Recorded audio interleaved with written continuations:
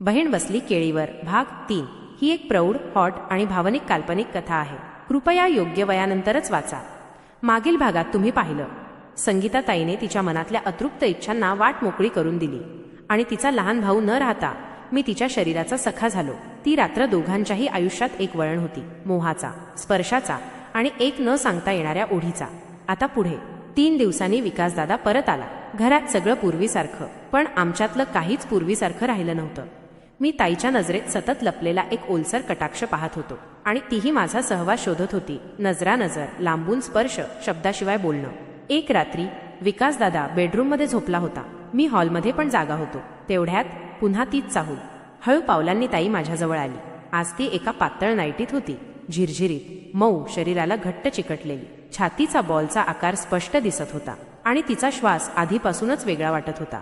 तू झोपलाय, पण माझं मन अजून जागा आहे, ती हळूच म्हणाली.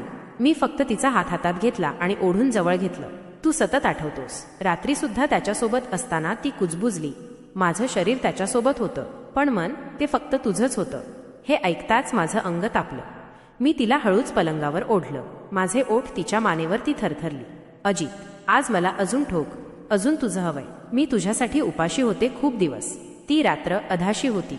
हातांना, ओठांना आणि शरीराला आता अडथळा उरला नव्हता. तिच्या आवाजात अधीरता, माझ्या स्पर्शात वेळ. मी हळूहळू तिचं नाईटी काढलं. तिचं मोकळं, पूर्ण उघडं शरीर माझ्यासमोर होतं. पंख्याची मंद हवा, तिचे उष्ण ओठ आणि आमची शरीरं एकमेकांत इतकी गुंतली की वेळ थांबलेला वाटत होता. सावकाश, पण थांबू नकोस, ती कुजबुजली. आमचं शरीर एकमेकांत मिसळत गेलं. ओठ, छाती, मांड्या, उबदार आतलं दडपण सगळं उसळून बाहेर येत होतं. सकाळ झाली. ती उठून गेलेली होती, पण तिचा सुगंध उरलेला.